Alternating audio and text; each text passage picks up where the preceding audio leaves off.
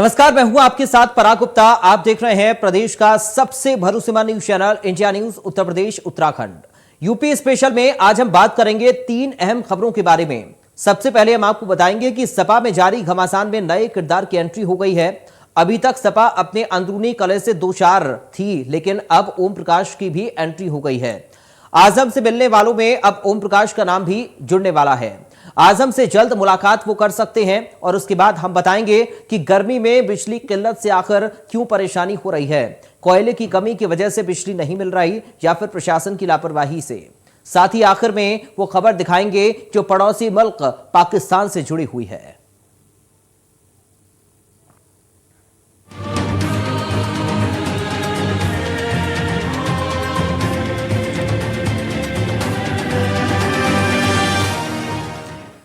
सपा में जारी घमासान का दौर चल ही रहा था कि अब सहयोगी भी सपा को नसीहत देने लगे हैं। यूपी की सियासत में कोई चर्चा हो और उस पर ओम प्रकाश राजभर का बयान ना हो, ऐसा भला कैसे मुमकिन है। और इसी सिलसिले में आजम खान से मिलने के लिए ओम प्रकाश राजभर ने भी तैयारी कर ली है। देखिए कब मुलाकात होती है। फिलहाल आजम को लेकर राजभर के बयान के कई मायने लगाए जा रहे हैं। शिवपाल और आजम की ललकार, समाजवादी में मचा हाहाकार, तीसरा मोर्चा लगभग तैयार, राजभर भी करने लगे वार।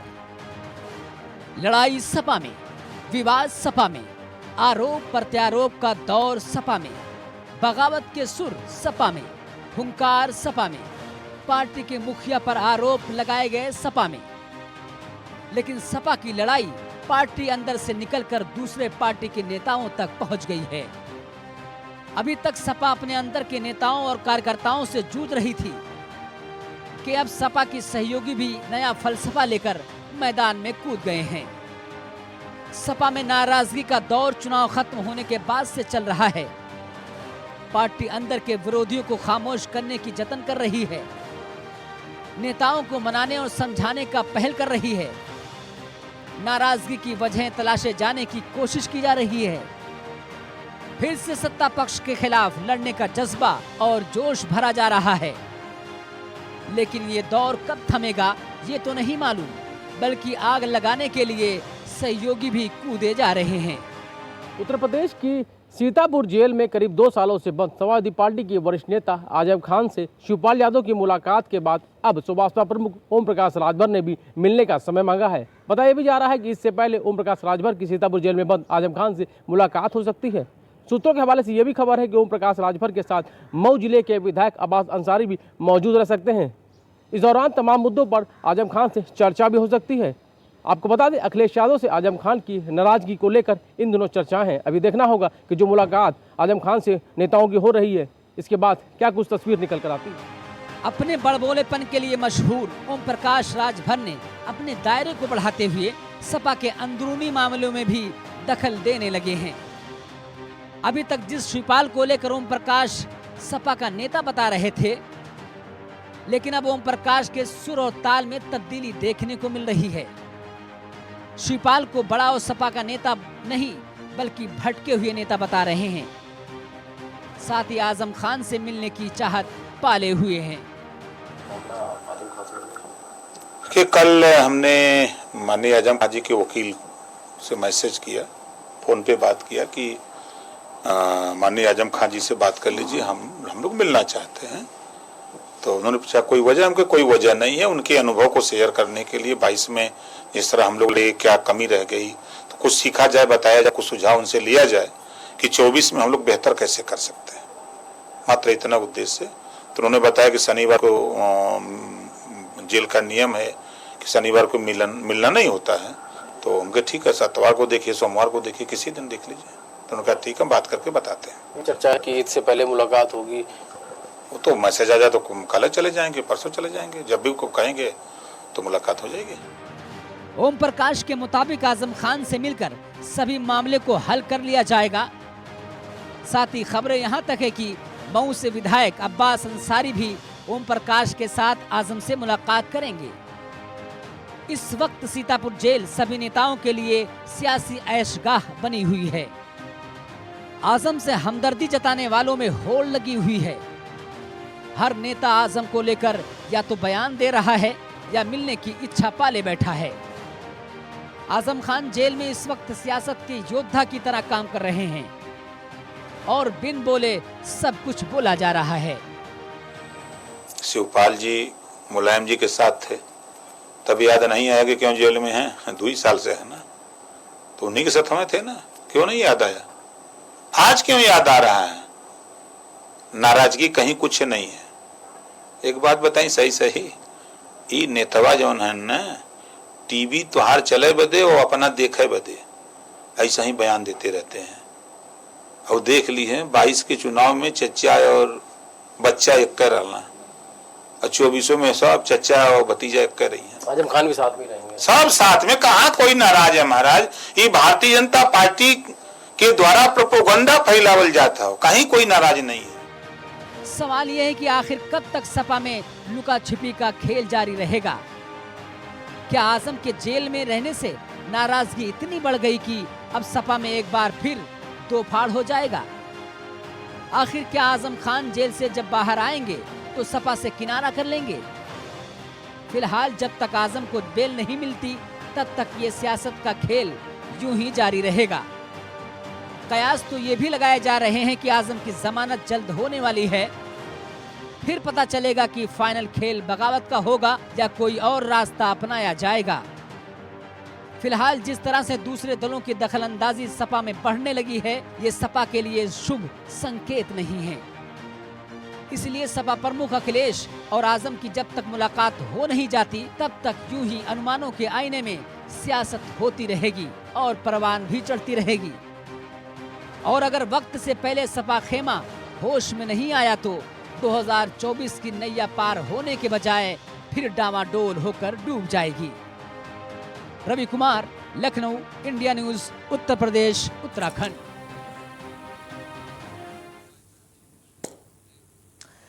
तेज गर्मी और कोयले की भारी कमी ने भारत में नया बिजली संकट पैदा कर दिया है। बिजली की मांग में बढ़ोतरी के कारण देश के ज्यादातर राज्यों में बिजली का संकट मंडरा रहा है।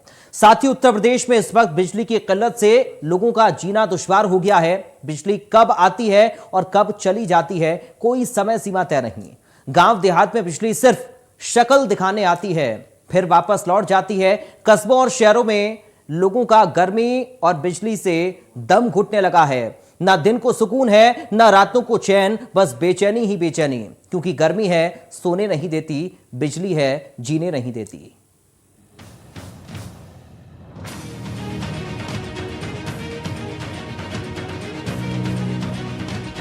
गर्मी ज्यादा, बिजली कम, एक तपाएगा दूसरा रुलाएगा। क्या हीटवेव से बढ़ा बिजली संकट? तेज गर्मी और कोयले की भारी कमी ने भारत में नया बिजली संकट पैदा कर दिया है। बिजली की मांग में बढ़ोतरी के कारण देश के ज्यादातर राज्यों में बिजली का संकट मंडरा रहा है। साथ ही उत्तर प्रदेश में इस वक्त बिजली की किल्लत से लोगों का जीना दुश्वार हो गया है। बिजली कब आती है और कब जाती है, कोई समय सीमा नहीं। गांव देहात में बिजली सिर्फ शक्ल दिखाने आती है, फिर वापस लौट जाती है। कस्बों और शहरों में लोगों का गर्मी और बिजली से दम घुटने लगा है। न दिन को सुकून है, न रातों को चैन, बस बेचैनी ही बेचैनी है। क्योंकि गर्मी है कि सोने नहीं देती, बिजली है कि जीने नहीं देती। एक तपाएगा दूसरा रुलाएगा। यूपी में अभी बिजली संकट बने रहने के आसार हैं। हरदुआगंज 640 मेगावाट की उत्पादन इकाइयां ठप हुई। मेजा में 640 मेगावाट की उत्पादन इकाइयां अब भी ठप। अप्रैल में बिजली की मांग रिकॉर्ड स्तर पर पहुंची। गर्मी के चलते बिजली की डिमांड ज्यादा, लू और तपिश से बिजली की मांग ज्यादा। एक तरफ बिजली की मांग ज्यादा है तो दूसरी तरफ गर्मी और लू ने जीना दुश्वार कर दिया है। लगातार कोयले की कमी से दिन ब दिन मुश्किलों में कमी होने के बजाय परेशानियां बढ़ती जा रही हैं। लोगों का आलम यह है कि दिन तो किसी तरह कट जाता है, रातें गुजरना दूभर हो गई है। हर केंद्रों पर कोयले की समस्या से दो चार हैं। कई केंद्रों पर तो बस कुछ ही दिन का कोयला बचा हुआ है। जानकारों की माने तो भारत में 70% बिजली का उत्पादन कोयले से होता है, लेकिन कोयले के ट्रांसपोर्ट के लिए रेलवे रैक के उपलब्धता कम होने और कोयले के आयात में कमी के कारण सप्लाई बाधित हुई है। ऐसे में देश में बढ़ी बिजली की मांग पूरी नहीं हो पा रही है। कोरोना महामारी के कम होने के बाद इकोनॉमिक एक्टिविटीज के फिर से बढ़ने और देश में गर्मी के चरम पर पहुंचने के कारण डिमांड बढ़ी है, जिससे यूपी पूरी तरह से प्रभावित है। यूपी में बिजली संयंत्रों पर असर, कोयले की कमी का असर बिजली उत्पादन पर पड़ने लगा। हरदुआगंज की 110 मेगावाट की इकाई नंबर 7 से उत्पादन बंद। पारिछा, ओबरा, हरदुआगंज में कोयले के स्टॉक में कमी। दूसरी तरफ मांग के अनुपात में बिजली उपलब्ध नहीं। नतीजतन गांव वालों को रातें अंधेरे में ही गुजारनी पड़ रही है। आपूर्ति की कमी से लोग बेजार हुए जा रहे हैं। लगातार गर्मी की तपिश से लोग तपे जा रहे हैं, तो बिजली की अघोषित कटौती से लोग बेहाल हैं। क्या है वजह? बिजली संयंत्रों पर कोयला भंडार 9 साल के न्यूनतम स्तर पर पहुंचा। औद्योगिक गतिविधियों के चलते उद्योगों में बिजली की खपत बढ़ी। गर्मी के कारण भी कई बिजली कंपनियों की मांग में 7 से 10% तक इजाफा हुआ। कोयले की आपूर्ति न होने से समस्या में हुआ इजाफा। कोयले की और तकनीक कारणों से उत्पादन प्रभावित हुआ। उत्तर प्रदेश में फिलहाल जितनी मांग है उससे कम आपूर्ति हो रही है, जिससे हालात हर रोज बिगड़ते जा रहे हैं। ग्रामीण इलाकों में सिर्फ 4 से 5 घंटे बिजली मिल पा रही है, जिससे दिक्कतों में सिर्फ इजाफा होने के सिवा कोई और चारा नहीं है। गर्मी ज्यादा, बिजली कम। यूपी में 23,000 मेगावाट तक मांग बिजली की। रोजाना 20,000 मेगावाट की मिल रही है बिजली। ग्रामीण इलाकों में 4 से 5 घंटे मिल रही है बिजली। प्लांट्स के पास 9 वर्षों में सबसे कम कोयला है। 85 प्लांट्स में कोयला खत्म होने के कगार पर। 8 पैसेंजर ट्रेनें रोककर कोयला सप्लाई में जुटा रेलवे। आखिर ये बिजली का संकट कब खत्म होगा कहना मुश्किल है, लेकिन लोगों को गर्मी में अभी और तपना होगा, क्योंकि फौरी तौर पर अभी कोई राहत मिलने के आसार नहीं हैं, जिससे जनता में बेचैनी है कि आखिर इस समस्या का समाधान कब होगा। Bureau report, India news, Uttar Pradesh, Uttarakhand. सरहदों के बंटवारे होने के बाद शत्रु मुल्क के नाम से जाना जाने वाला पाकिस्तान का जब भी जिक्र आता है, तब तब भारत में सियासत गर्मा जाती है। लेकिन जब जिक्र मात्र से ही हंगामा खड़ा हो जाता है, अगर ऐसे में भारत में करोड़ों की जमीन के मालिकाना हक अगर पाकिस्तान में रह रहे नागरिकों के नामों की जमीन, यहां तो चौंकना लाजमी है। आइए हम आपको एक ऐसे सच से रूबरू करवाते हैं जिसके बारे में ना तो आपने कभी सुना होगा और ना ही आप उसके बारे में जानते होंगे।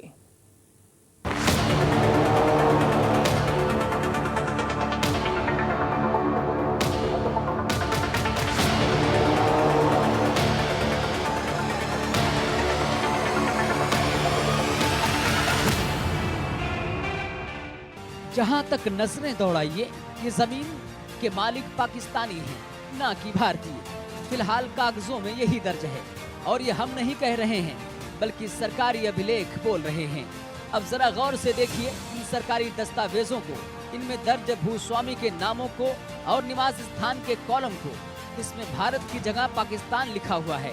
ये दस्तावेज पाकिस्तान के नहीं, बल्कि यूपी के कानपुर देहात जिले के अलग अलग भूमि गाटा संख्या के अभिलेख हैं।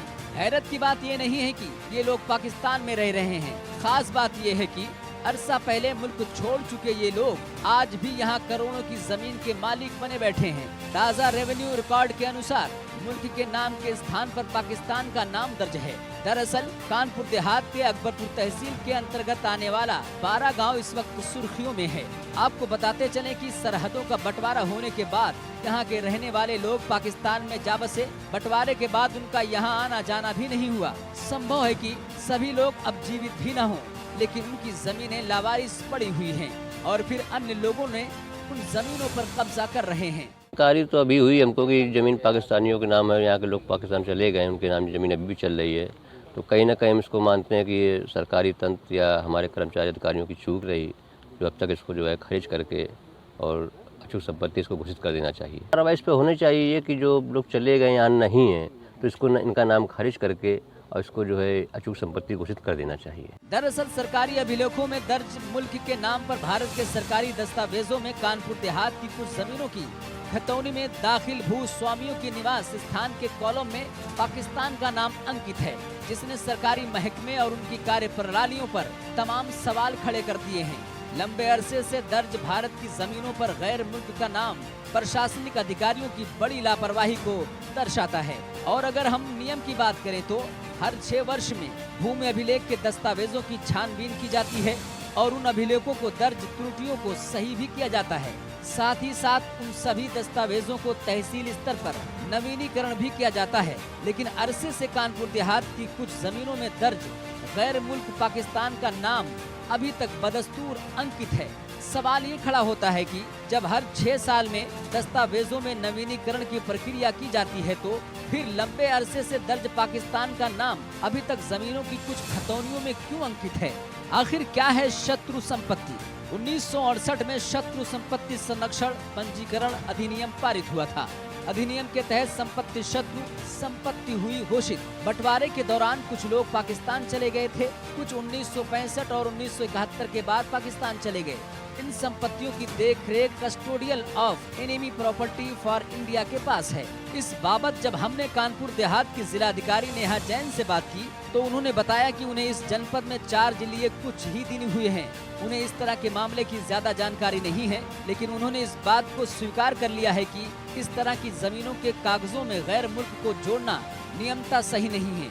इस तरह की जमीनों का निरीक्षण किया जाएगा, साथ ही साथ जांच पड़ताल कर इन जमीनों की जानकारी कर शासन स्तर पर अवगत भी कराया जाएगा। हमारे यहाँ पे शत्रु संपत्ति के बहुत सारे लॉज हैं जो कि हमारे देश में हैं और इनका विधिवत परीक्षण होता है। इनके कस्टोडियन होते हैं जो अभी वर्तमान में दिल्ली में बैठते हैं।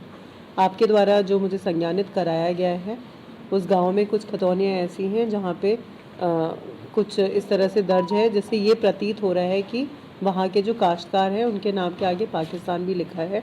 इसमें हम लोग लेखपाल से विधिवत परीक्षण करा के इस प्रकार के जितने भी गाटे हैं उनका मौका स्थिति देखते हुए, क्योंकि यदि यहाँ पे कोई लोग रह रहे हैं भारत में रह रहे हैं तो वो भारत के ही निवासी हैं, परंतु यदि कोई ऐसे हैं जो कि यहाँ से छोड़ के चले गए हैं और संपत्ति खाली है तो उसको शत्रु संपत्ति डिक्लेयर होना चाहिए। तो उसके लिए हम लोग अपना सही जगह पे प्रपोजल बना के भेजेंगे।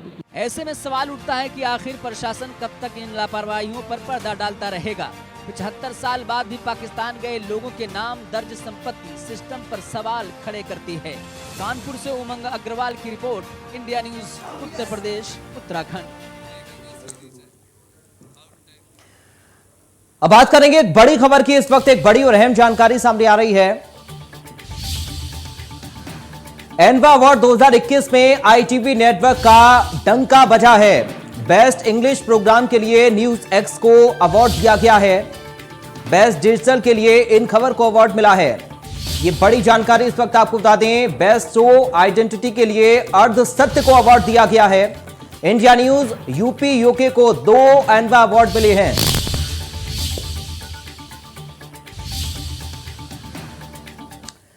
तो फिलहाल इन तमाम खबरों के साथ यूपी स्पेशल से मुझे दीजिए इजाजत। आप देखते रहिए इंडिया न्यूज।